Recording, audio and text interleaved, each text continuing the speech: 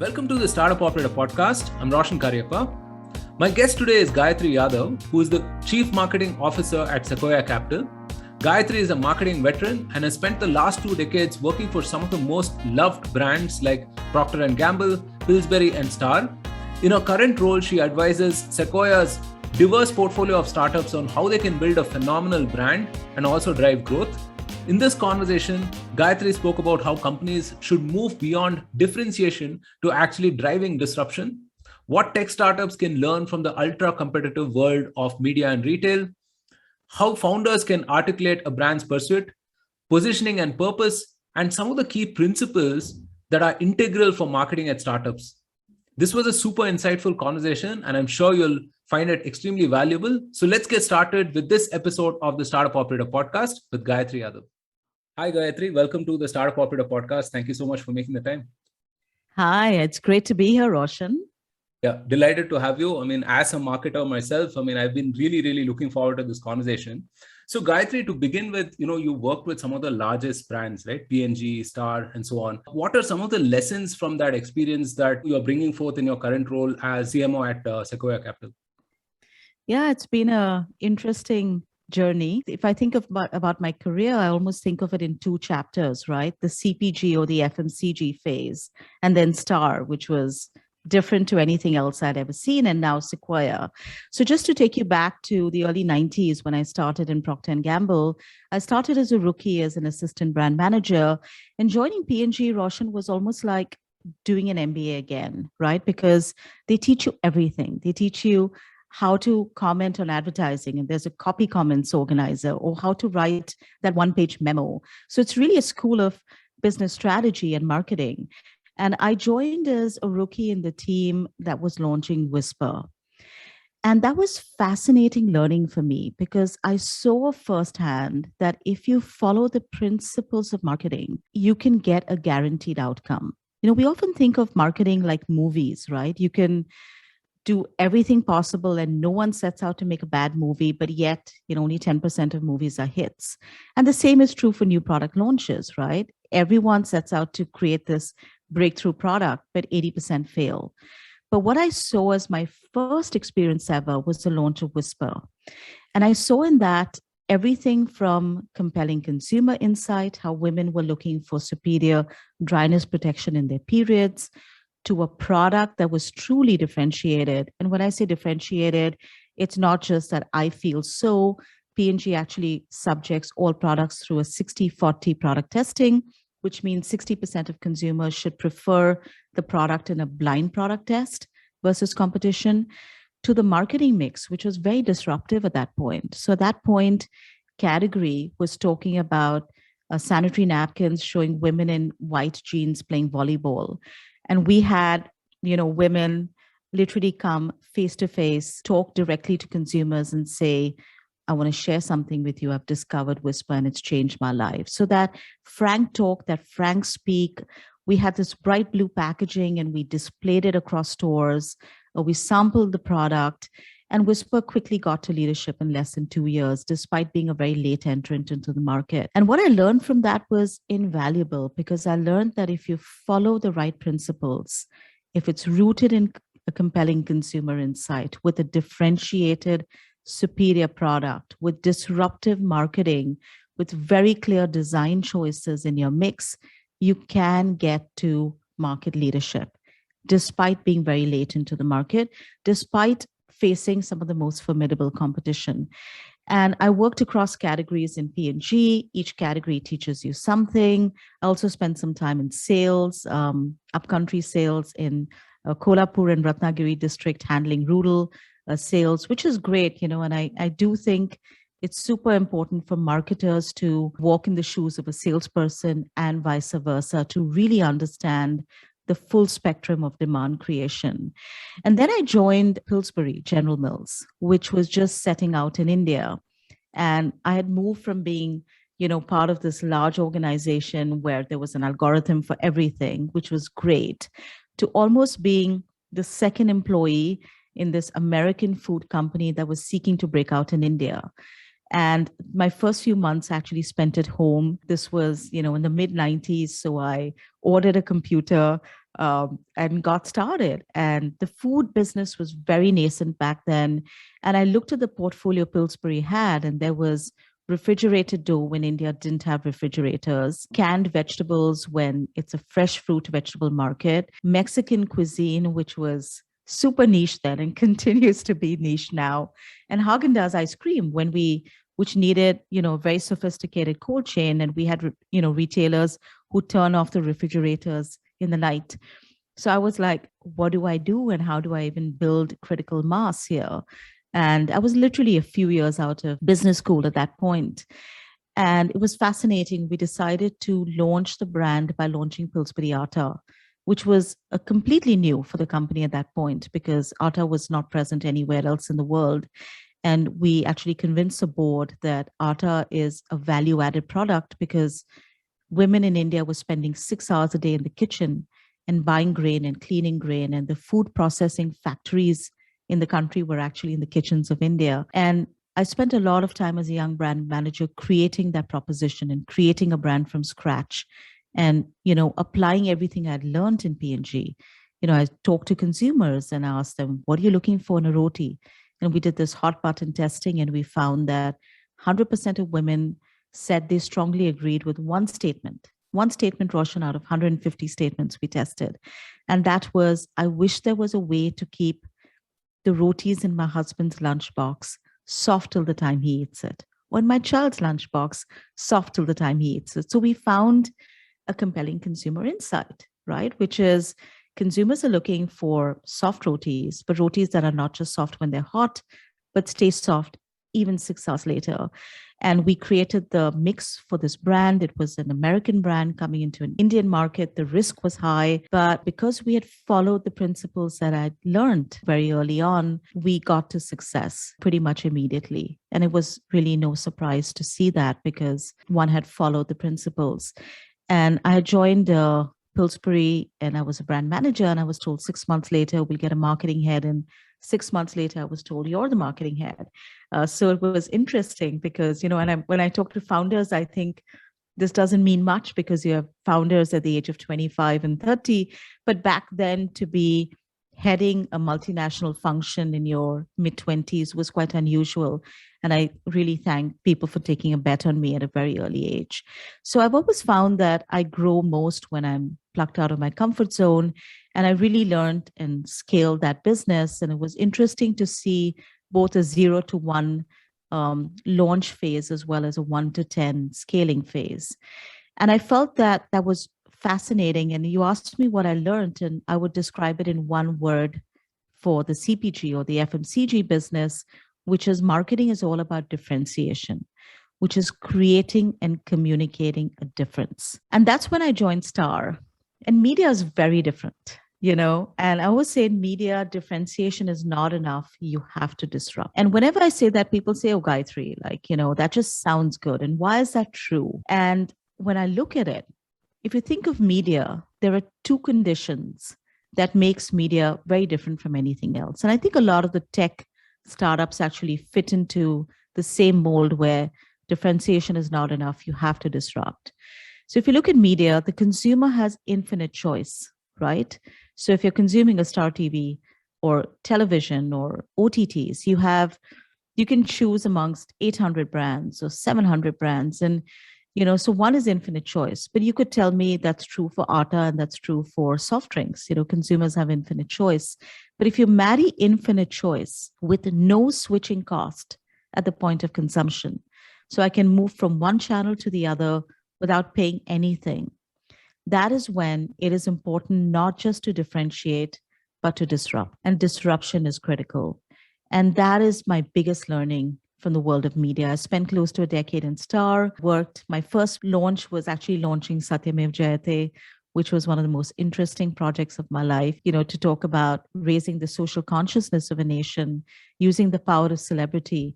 And everything was disruptive about that show. From the timing, we launched it at the graveyard slot of television, which is Sunday morning. We use the power of celebrity, but not for a song and dance show, but to get people and to get India to talk about subjects that India wasn't even talking about in news channels, female feticide, alcoholism, domestic violence, and that show became the most watched show in the country with over 500 million viewers watching Satyamev Jayate.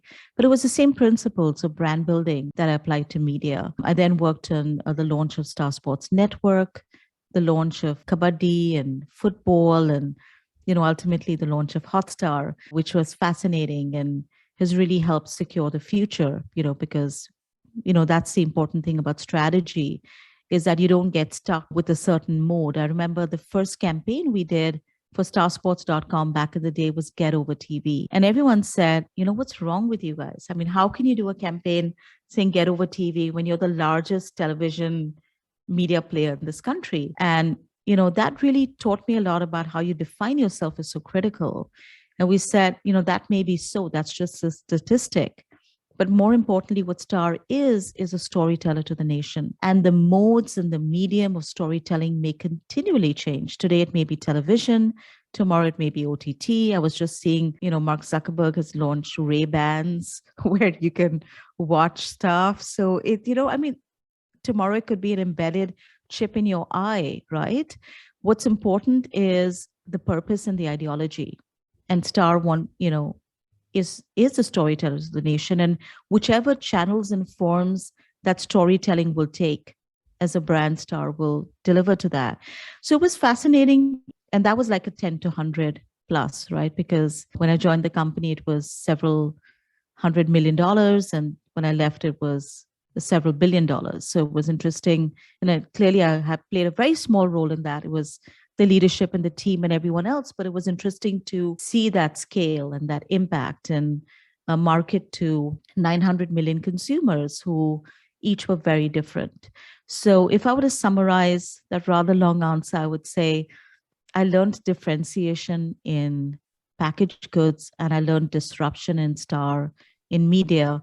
And what I want to do is take both of these into the world of the startup ecosystem, because I genuinely believe if you look at India and Southeast Asia, we have a population of greater than 2 billion people. But yet, if you look at the top 100 brands lists in the world, whether it's an interbrand list or multiple lists, and you could argue with the methodology and say it's, the deck is stacked against us, but there's not a single Indian brand or even Southeast Asian brand in that list. And that really begs the question that what do we need to do to build, world-shaping brands? And that's really what's motivating me and, the team at Sequoia is to help shape world-class, world-shaping brands, which I think, we have a rightful, it is our right to do that because we're building great products. We're building, for global from day one.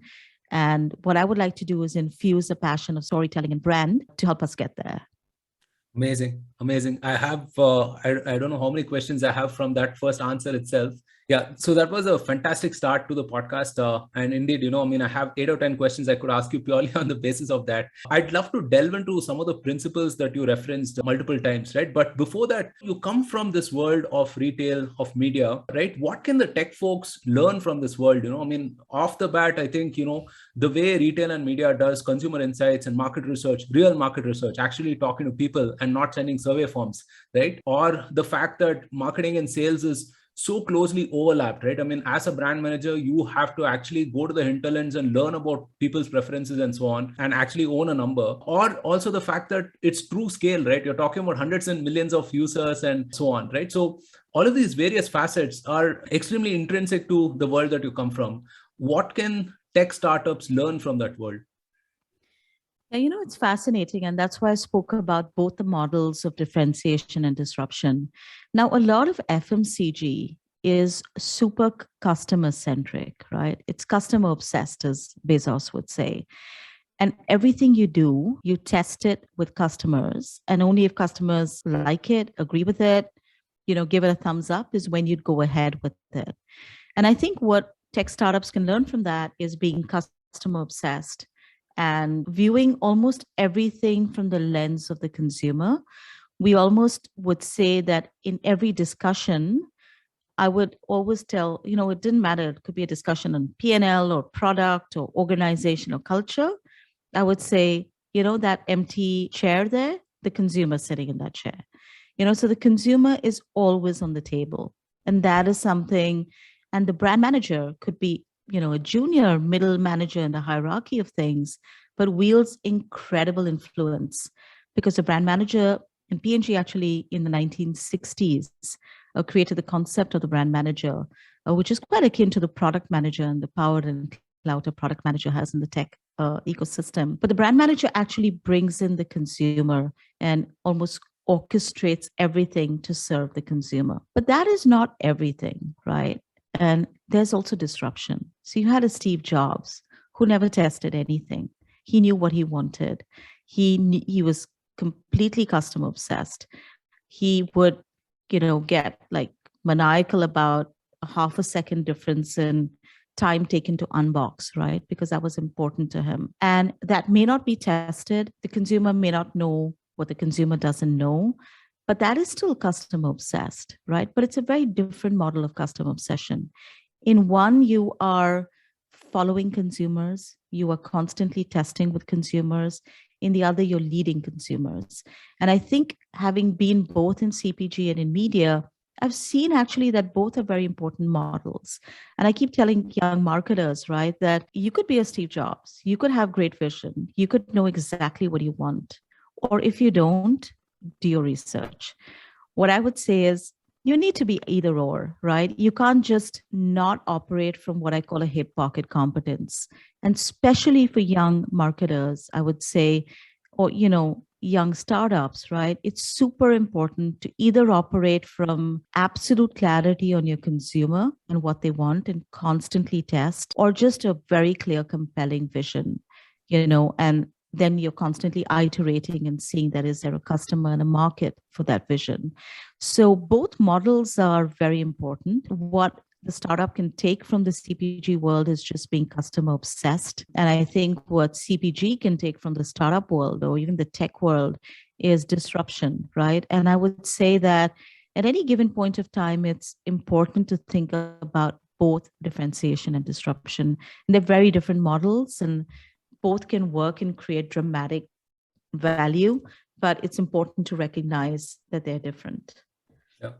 No, that's again a fantastic answer. I think it's so important to have a point of view as well, right? And not really ask the customer for everything, right? Customers are amazing at sourcing problems, but you don't necessarily want to source solutions from them. I think there's this Henry Ford quote which says that if I had asked customers what they wanted, they would have said faster horses. Right. So this differentiation and disruption, right? How does one go about it? Usually speaking from the tech world itself, we're a bunch of engineers. We love to solve problems and we'd love to begin with the product in mind first, right? So there is very little of, it's soon changing, of course, but there is very little of like, hey, understanding what the customer wants or starting from the customer's perspective rather, right? More about, hey, I discovered this problem to solve and let me go about solving it the most efficient way, right? How do you sort of flip that paradigm and start from the perspective of the customer? How would you advise a startup to do that? It's not necessary that you need to start from the perspective of the customer, right? And I'm the first to say that there are principles, but there's no formula. I often talk about this really interesting story about how there was this guy who was learning how to walk on water from a monk. And he spent like months trying to learn how to walk on water. And after like 6 months of teaching him, the monk got on his little boat and started paddling away. And suddenly this disciple started running on the water and saying, oh, teacher, I forgot verse number 253 or mantra number 253. And the monk looked at him and said, doesn't matter, you're walking on water, right? So that's largely what I say is, these are principles. They're not meant to be restrictive formulae. So you could start from the consumer or you could start from your vision to disrupt the world. Either starting point is fine. If you start from your vision to disrupt the world, you start from the vision, you build a product and you test it with consumers. And that's the whole point of finding product market fit and finding who is it that's raising their hand and saying that product is for me. Or you could start with the consumer, you develop the product and you test, right? It doesn't matter what your starting point is. What is important is there is always you're being customer centric or customer obsessed, and you're constantly testing, iterating, developing, knowing who your customer is. The law of diffusion of innovation, right? Your customer today is going to be different from your customer tomorrow. Your early adopters will soon become the late majority. And constantly being on top of that and always bringing the customer in every decision is super important. I think it starts with the talent. It starts with keeping ear to the ground. I've seen different startups use very different techniques. I've seen some startups where everyone, including the founder, not just at the early stage, but these could be unicorns, do customer, interviews, do at least one or two every week. And that's how they stay in touch. I know others who deploy very sophisticated listening techniques to get reality. And the truth is, the more successful you are, the more disassociated from reality you can get. And it's super important to constantly have multiple touch points that are telling you the truth, that are telling you, what customers feel about your product vis-a-vis competition, about where the market is going. And I think for that, it's also important, especially for leaders, for founders, not just to be lost in the treadmill. If you're constantly just in an activity mode, how do you step out and look at the big picture and say, where are we today and where do we need to go? And that is actually the task of leadership, to constantly be attached and detached and be strategic about how you're viewing the market and the consumer. And the reality is the market is changing, the consumer is changing, new competition is coming in all the time, assumptions have to change. And to really stay ahead of the curve, it's important to play the game, but not be consumed by the game. So have your touch points, keep in touch with reality, and, make some free time so that to constantly innovate. So you're not defined by what you've done, which can be the biggest trap. That success can actually be the biggest trap. Right. Yeah, it's a fantastic point. Again, I think there are two things that a founder must own necessarily, which is the brand and the culture, right? I mean, those are two things that are irreplaceable. Those are, it's exactly. I was in a discussion at Guild, which is with very senior founders. This is the Unicorn Club, and I was also in a discussion at Surge, which is very early stage, and I had the same advice to both. I was, the only two things that the founder cannot delegate are brand and culture. Because if you delegate that, it's the beginning of the end. You have to own it. And I think people know that about culture. They have never, they haven't thought about it as deeply in brand. But if you see brand as very simply as the product and service in the minds of consumers, right? There's no doubt you have to own it because it's everything. Everything you do will either build brand or dilute brand. And therefore, it has to be owned at the highest levels. And you see in companies where brand is owned by the founder. I mean, case in point, Kunal Shah and Cred. Yeah. Even before Cred was launched, he had what I call his credo, and his ideology was super clear about why he was launching Cred. And one of the things we do in Sequoia is we do brand workshops with founders where, we talk about the 3 Ps, which is if you talk about, we use the symbology of a Sequoia tree. And why a Sequoia tree? People ask me. And, the mission of Sequoia is to partner with daring founders and help build legendary companies, which is companies that stand the test of time. And Sequoia as a tree can grow up to 3,000 years. So, in a day and age where most companies last no longer than 17 years. That's an interesting statistic. So if you think of the brand purpose and ideology as the roots of the tree, that is the most important thing, right? And then if you think of the trunk of the tree, that's your positioning, which is how does the purpose translate to the consumer? And then the branches, which can be multifaceted, is your pursuit, which is how are you building your brand? And I find that every founder, when they begin a company, they're actually very mission driven and very purpose driven. And therefore, they are the holders of the belief and they are the holders of the brand. And what is very important is to stay true to that source and reflect that in everything you do. And founders that do that and companies that do that will have marketing that is just elevated, right? It's just, I always say that even a Cred app notification builds brand. They have copywriters do app notifications. Everything can build brand. And it doesn't mean that you get lost in trying to do everything, but you pick a few signature rituals, and that's where the pursuit comes in, and say, this is how I'm going to build my brand. And at any given point of time, I will never undermine my brand. And therefore, it has to be, the chief brand officer is the founder. It's not the marketing head. it's a founder. And very often when we do these brand sprints or these brand workshops, it's always with the founder in the room, because it's not about us creating anything that doesn't exist. It's about tapping into the ideology that exists and just articulating it in a way that drives alignment across the organization. So I completely agree with you. I think it's all about the brand. It's all about the purpose. It's all about the ideology. It's all about the vision. And that is something that is the supreme provenance of the founder. And companies where the founders recognize that, brand is differentiated. And companies where it's delegated, or the value is not seen, you may hire the best agencies in the world or the best marketers, but if the founder doesn't get brand, it's very hard. It's very hard to build.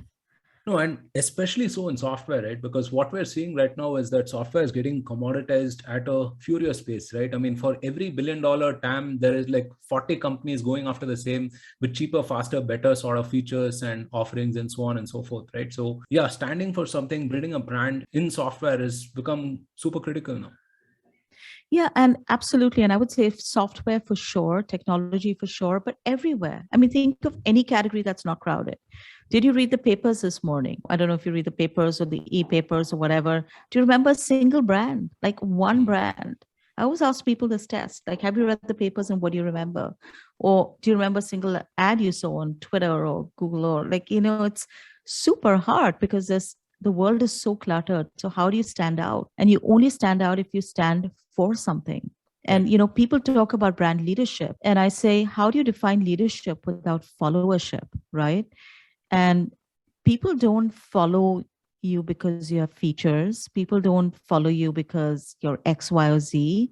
They will follow you because if they believe what you believe, right? And beliefs actually unite people. Ideologies unite people. And at times it is about putting a stake in the ground and standing for something. So when Nike talks about, Nike's belief being greatness is not the preserve of the chosen few, you could agree with it or disagree with it. And that's a belief. So very often when we do brand sessions with our founders, I often ask them, is it a truism that the world is, we have hope for life, for everyone is good? Those are truisms. Those aren't beliefs. You can't build a brand on a truism. But a belief is if someone can either agree or disagree with it. So if you say greatness is not the preserve for the chosen few, an elite athlete could disagree with it and say, well, of course it is. There are only 3 people that get on that, that winning podium. And it's interesting that Nike's actually used the symbols of the highest forms of performance to build their brand and say that you could be that. Like everyone can be great. And that's the interesting thing. If when Airbnb talks about belong anywhere, it's interesting, right? Because it was a very disruptive belief. If you think of it, Roshan, all of us travel to escape. But here's a brand that says travel to feel at home.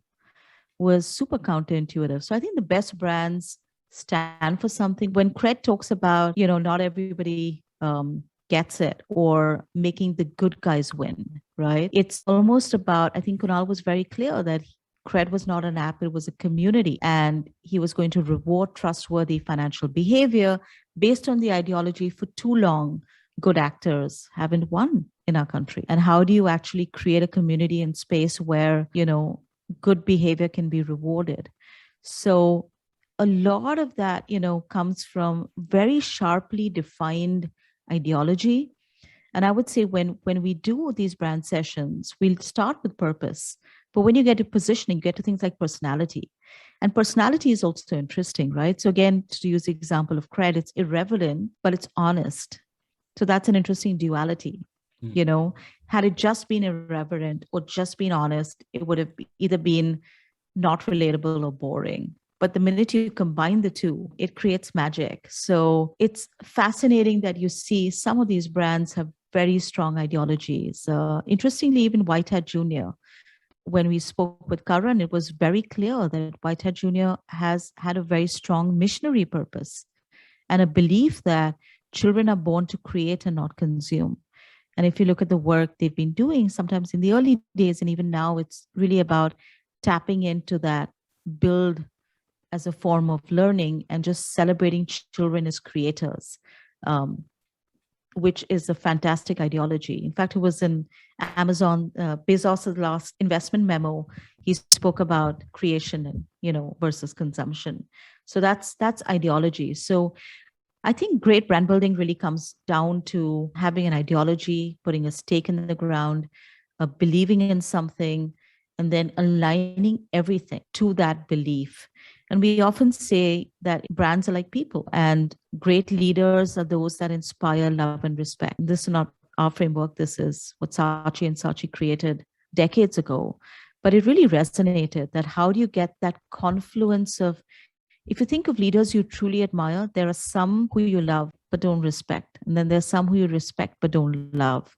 But the leaders that really stand out are leaders that can both inspire love and command respect. And that is the North Star of brand building, is how do you get to that stage where you can do both? And it's actually not rocket science. It's simple. It's making some choices. It's putting some stakes in the ground. And then it's aligning the choices in line with that ideology. Right. Yeah, I guess, if you look at most Indian tech startups, marketing will start and end with managing an acquisition funnel, basically, right? So getting people to think beyond demand gen to things like branding, which is a real leverage for any product or any company, is usually a challenge, right? But let's talk about the 101 of brand building. You spoke about pursuit, positioning, and purpose, right? How does a founder who's thinking of having an elevated mission, like for example, Nike doesn't show shoes in their commercials, Apple doesn't talk about processing power in their commercials, right? For a founder thinking of an elevated mission to articulate a brand, how should she go about it? Yeah, the interesting thing, Roshan, is I think every founder I've met is very mission driven. So they actually have it. They have it that's a reason they're the fringe. They're the 1% or the 5% that have actually gone out to build a company, right? It takes this massive conviction, this massive leap of faith to go out and build a company. So it's already there. You just have to go back to your why. Why are you doing this? Why are you setting up this company? And very often the answer is not that I want to be $2 billion, whatever. Those are metrics. Those are keeping count. The answer is always this desire to, in Baiju's case, make learning fun, or in Cred's case, make good guys win, or in Misho's case, empower women to be financially independent. There's always a why. And somehow when I look at it, founders start with a why. And then when it comes to marketing, it's like, oh, let's just do growth hacking, And I'm like, I have nothing against growth hacking. You need to do that, but unite everything. Your brand story should be based on your mission, right? And unite that with your growth hacking. And the best brand building will reduce your performance costs. So I have, when I first joined, I found that I needed to first evangelize this idea. And therefore, the best way to do it is to test. So we started doing test markets, with some portfolio companies to say, let's test brand building and then see what the impact it has on your performance. And good brand building has both a short-term and a long-term impact. And great brand building should definitely reduce your performance costs by 10 to 20% for sure. It just builds the momentum in the flywheel. And it's what I call flywheel versus funnel thinking. Okay. If you're thinking about a funnel, then everything is static. It's like awareness, consideration, trial, purchase, adoption. It's just this one-way flow. If you think of a flywheel, there's momentum. And if you get momentum at that top of the funnel or the top of the flywheel, it just lubricates everything else. So it's not to say it's an either or. You still need performance marketing. You still need to acquire, even if I look at FMCG, you did advertising or brand building. And I want to say that brand building is not equal to television campaigns. There could be many ways of doing brand building. We have a portfolio company, Fitter, that is, has talked about being zero CAC, and they've built their brand on the power of community. I've seen other very early stage companies who built their brands on the power of referrals and very smart demo videos. So, brand building is everything you do to build your brand. And it doesn't have to only be television advertising. We talk about Scott Galloway's model, where he talks about round the clock brand building. And he talks about pre-purchase and purchase and post-purchase. If you think of Apple, right? Apple being the most valuable brand in the world, they've actually dramatically cut down their advertising costs over the last decade. And they've spent more money on stores, which have become temples of the brand. So, if you look at Google searches in the US, searching for an Apple store near me is very close to searching for a church near me.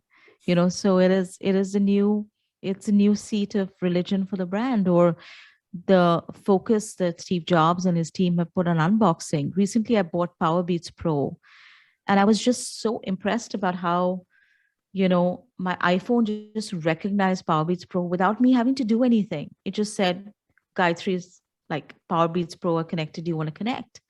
And that is amazing. That's a purchase and a consumption or product led growth. So everything is important, but the important thing is to see it holistically, not see these as fragmented, not see them as an either or. If you get your brand, if you understand your brand well, you make the right strategic choices of how you want to build your brand, it will only help your flywheel. And sometimes we're preaching to the choir, people are already there. Sometimes we iterate and we test, and the learning is always fascinating. Yeah, for sure. I think the payoff for having a set of fanatical users, right? I mean, is just immeasurable, right? We often think that, there's a huge lag between when that happens, but I've really seen, even early stage startups have so much of love, right? I mean, look at Notion, for example. People are so fanatical about their love for Notion, right? And obviously all of that brings down your acquisition costs as well. So absolutely. In your current role, you must see a wide variety of startups, right? I mean, Sequoia has such a diverse portfolio. What are some of the most common marketing problems that you're addressing? It's interesting. You're absolutely right. And we operate from idea to IPO. So we see very early seed stage, or we see what we call venture, which is when people are scaling, could be from series A, B to C, just scaling their businesses. And then we see growth stage. And interestingly, the challenges aren't very different. At every stage, I see the questions on how do I build a differentiated and disruptive brand is a common question I get across. At the very early stage, people are still trying to figure out their flywheels. So, just understanding is community a flywheel, or is referral programs a flywheel, or is Google a flywheel, or, trying to figure out their product market fit and their attraction channels. So the early stage, it does tend to be a little more worried about growth and flywheel and growth hacking and getting into PMF. But post PMF, I've seen the biggest question we get is how do I build a brand that'll endure? And I'm definitely seeing, in the early days when we did, like questionnaires about what are the areas you want most help on, people would say talent and fundraising. And now it's marketing, talent, and fundraising. So I think the Indian startup ecosystem and the India and Southeast Asia startup ecosystem is really waking up to the power of brands and the power of storytelling and the power of really building really strong disruptive brands and the sort of delta it can give to the growth curve. So the question of how do I build a really solid, differentiated brand is a question I get across stages. At the very early stage, it's a little bit more about how do I get to product market fit and really understanding growth. I think Indian startups and even in the region are very, very sophisticated on growth strategies. I would say maybe ahead of a lot of other countries in the world. Where we have some catching up to do is more in brand and storytelling. And then at the later stages, efficiency, repeatability, scalability, those become a little more important. But, interestingly, it's not very, very different. Right. So India is a country of engineers, right? So if a founder is looking to build a marketing team to sort of amplify value, right? How should they go about building this marketing team? Who are some of the first people that you would advise the founder has to hire, and what are some of the metrics that they should optimize for? That's a very interesting, very hard question, right? Because a company is a living organism; it's going to change, and when you're just breaking ground, you're on that 0 to 10 stage, and then you get to the 10 to 100, and then you get the 100 plus. And it's not very easy to find people who can scale with the business, who are good at breaking ground, good at scaling, and good at maturity. It's not impossible, but it's not very easy. Also, at the very early stage, even the company is figuring out its demand flywheels, its growth flywheels, what will work. Is it community that will work? Is it social commerce and trust and building these circles of connection? Is it SEO marketing that'll work? Is it content that'll work? So I think at the very early stage, it tends to be led by the founders. And they need to, it's almost like, people often say that the first 10 sales has pitches have to be done by the founders. I think at the very early stage, it should be one of the founders that takes charge of this and sort of figures out, there's product market fit, but I think there's also like brand market fit and there's growth market fit and you're just learning so much and you're learning at like on steroids, right? It's like you don't know if your biggest driver is going to be community or search or something else. You're just learning. So at that stage, I think it's really the founders who need to take charge. And then you begin to build a team of specialists under you. You have maybe a growth hacker, or you may have a content marketing person, or I would say it's very important to think of brand at the early stage, but that tends to be something that the founder needs to do. Once you're a little clearer about how things are, is when you need to actually start getting people in who can help scale. And I've seen different startups structure marketing differently, right? So you have the most classic division is you have brand and growth.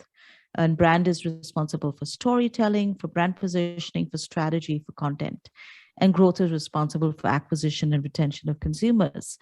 I've also seen, interestingly, startups also just follow the consumer journey and say, okay, the first task is to get consumers aware and build brand. So you have someone for that. Then to acquire consumers, and you have an acquisition vertical. Then to retain consumers, you have a retention vertical. So that's what I call a matrix structure, where you have acquisition and retention, and then your horizontals become brand, creative, communications, and insights. Again, no right or wrong. I think the marketing structure will keep evolving. It's super hard to nail it too early. At the early stage, it'll have to be one of the co-founders taking charge of it with a very tight team. And the minute you have a flywheel and you have product market fit is when you need to start getting the specialists in to scale. I would also say that for the best leaders, it is super important to master the art of duality. What does that mean, right? We have brand and we have growth. We have strategy and we have hustle. We have people and we have task. We have 40,000 feet and we have get dirty in the trenches. We have be comfortable with time travel, right? Living in the long term and performing in the short term. But at a leadership level, the best leaders are leaders who are able to synthesize duality. So that is the kind of person you need for the long run. And that is a person who will scale from 0 to 10, 10 to 100, 100 to a million plus. Very hard to find at the very early stage. Definitely when you're scaling, try and get that kind of talent in. And then that kind of talent can actually grow with the business. So the best CMOs are someone who can master a duality of both. And I'm completely for put brand and growth under the same marketing team. So there's unity of metrics and you don't have fragmentation. And then someone has to play the role of actually uniting all those various verticals. Right. No, that's a great point. Actually, you should have a healthy overlap between both these worlds, right? And you definitely must house it in one team. And I also tend to bias towards generalists in the 0 to 1 journey, at least, right? Because as you said, you're not very sure what channel will work, what kind of communication will work, what your flywheel looks like, and so on and so forth. So you'd rather have people who are passionate, who can run really hard, right? Who can iterate quickly and, get to the source of truth as soon as possible. Absolutely. I couldn't agree more.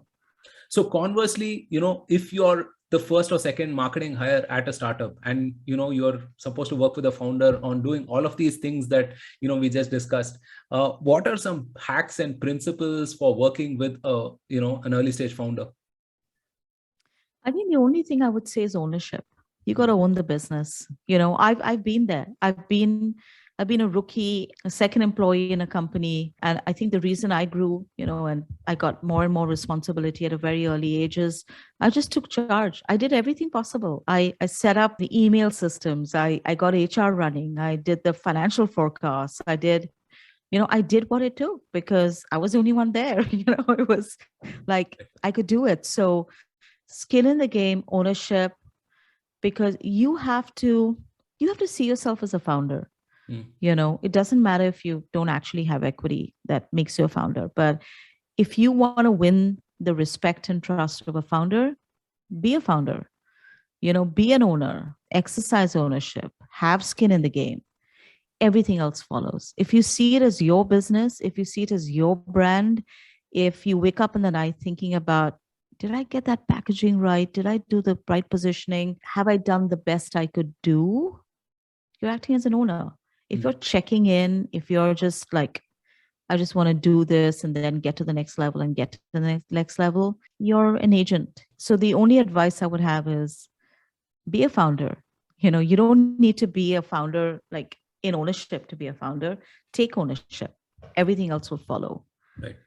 Yeah, it's integral to have that kind of founder mindset, right? Because the why is not defined oftentimes. And so, I mean, as a function, the what is like, it could vary between, now to tomorrow to, maybe 3 months from now, right? So if you don't Correct. ask those questions yourself and need to be told all of those things, then it's going to be, yeah, it's going to be extremely transactional, right? So That is the only thing I've seen. Like people in my team, it's not even IQ. It's not, it's just fundamentally, it all boils yeah. down to, are you an owner? Mm. Are you a manager? Do you see yourself as just like doing time, achieving my KRAs, etc.? I have full respect for KRAs, but if you live your life just like ticking those boxes, you're not going to go far. Yeah. But if you Oh, say that this is my mission, this is my purpose, I'm going to do whatever I can do, this is my business, right? The buck stops with me. It doesn't matter. I have to tell you the story. There was a summer trainee in P&G. Okay. And this was actually a year before I joined, but he was one of my batchmates. I'm not going to name him because he'll be super embarrassed, but he was a summer trainee in a company in the early 90s. And he was sent to do research. At this point, Ariel was in test market in Andhra Pradesh. And he had to do consumer research to understand what consumers thought about Ariel. So he went to whatever, Vishakhapatnam, wherever he went, right, to understand consumers' feedback. And he went door to door and he couldn't find enough consumers. So most summer trainees, what would they have done? Okay, you're in the middle of management school. You're just like plucked out for 2 months to do this research. They would have complained to their boss. So they would have said, it's impossible. You want me to do consumer research when there are no consumers. What did this guy do, right? He called up the plant and he ordered a truck of Ariel. He got it in the location. He distributed the product. And 2 weeks later, he did consumer research. That is ownership. You don't have to be a genius. You just yeah. have to have skin in the game. So needless to say, he got a pre-placement offer and joined P&G and is now an entrepreneur in a very different field. But that is what people look for. People who are problem solvers, who take charge. That's what you have to do. Almost 90% of it is just attitude. Right. So, I've saved the best for the last, right? To summarize everything that we've spoken about for the last 50 minutes or so, right? Principles of marketing. For a founder listening, what are top 3 principles that you would offer her to, take back from this podcast? I would say the first is it's not enough to differentiate. You have to disrupt.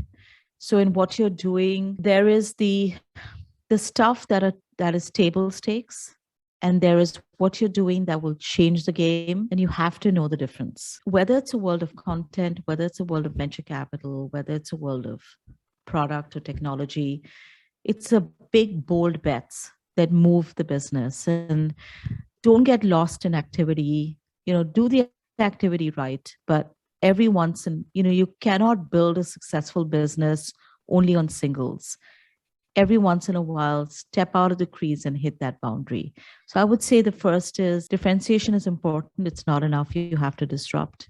The second principle I would say is why before what, right? Which is start with why, have a very clear brand purpose, brand ideology, and that should reflect in everything you do, right? Your purpose, your positioning, and your pursuit have to be completely aligned to really have world-class brand building and marketing.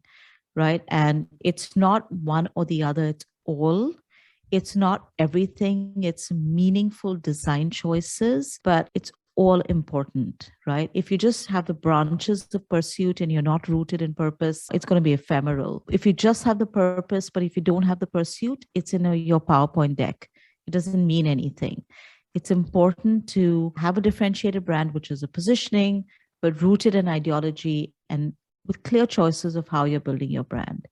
And the third is really find talent that can scale. It's super important at the right stage to get the right CMO that is able to dance in both worlds. They can have a brand bias or a growth bias, but they should be able to understand both worlds. That is super important. But beyond everything else, you are the chief brand officer. If you don't see your primary role as a chief brand officer, like I think brand and culture are the only two things that cannot be delegated. If you see it as something that can be delegated and managed by whichever hotshot talent you're going to get, that's not going to work. Brand is your responsibility. If you want to build a world-class brand that is head and shoulders above the rest and can be in the top 100 brands in the world, you got to take charge of it. Everything you do builds or dilutes your brand. So these are the only three things I would say. Yeah, those are three big things, right? So Gayathri, before we let you go, what are some books or podcasts that you would recommend to our listeners? I'm going to give you very non-standard answers, which I think by this time you should expect of me.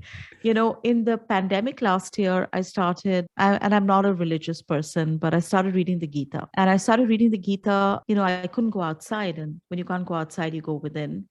And I've learned that it's just this incredible leadership trove. Like if you think of the fact that the story is told in the middle of a battlefield, yeah, it's symbolic of our lives, right? All of us are battling this war and it's told in the middle of a battlefield. And I just find that I spend actually close to 2 hours every week studying it and trying to understand what are some of the lessons. And one thing I learned is, one of the reasons we look at the lotus as a symbol is, it's a symbol of being attached and detached, right? So it's in a muddy water, but it's not wet. It has its own quality. And I think in our lives, it's so hard to not be consumed by life or not be consumed by the game, that I think that duality, and I'm very, very intrigued by synthesis of duality, the duality of being attached and being present and being passionate, but not being defined by what you do, and subordinating that to a larger cause, be it your desire to change the world, or your desire to serve India, or your desire to make a dent, whatever. I think being in the moment and surrendering yourself to a larger cause and being attached and yet detached is sort of what I've taken away as a big learning and really fascinating. So I would definitely, regardless of religion, and I advise that as an interesting book to read, just in terms of leadership lessons. I've started, as I said, listening to a lot of podcasts. So a book I've just started, I'm struggling with right now, is The Beginning of Infinity by David Deutsch. And I like it because it really talks about how we can never know everything there is to know.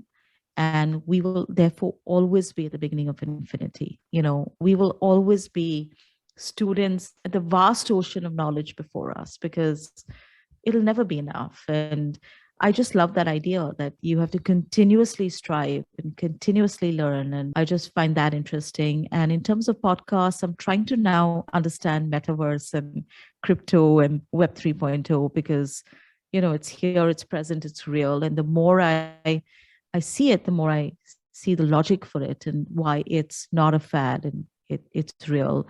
And, so I'm trying to listen to whatever I can listen to on that. And then the usual suspects, Harry Stebbings, Tim Ferriss. I found it very interesting. I always say marketers should be great psychologists. So there's a very interesting writer called Nicole LaPera. She is a holistic psychologist. She's written a book called How to Do the Work that's trending it's #1 on the New York Times bestseller list for the last few weeks. So I listened to her podcast and I've started reading that book. And it's a combination of, psychology and just a holistic view on life. So that's kind of like what I'm doing these days. Awesome. Yeah, it kind of confirms my thesis that, if you do enough sales and marketing in life, you'll end up at psychology and then later philosophy.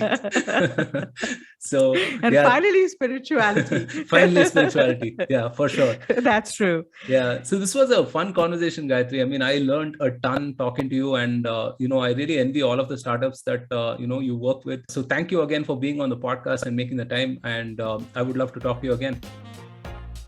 Thank you, Roshan. This is great. And I'd love to meet you and chat about your brand. For sure. Awesome. Thank you so much for listening. If you liked this episode, then don't forget to subscribe to us on your favorite platform and share this episode with all of your fellow startup operators. Also, follow the Startup Operator on LinkedIn and Twitter for more updates. Stay safe, take care, and see you soon on a brand new episode of the Startup Operator.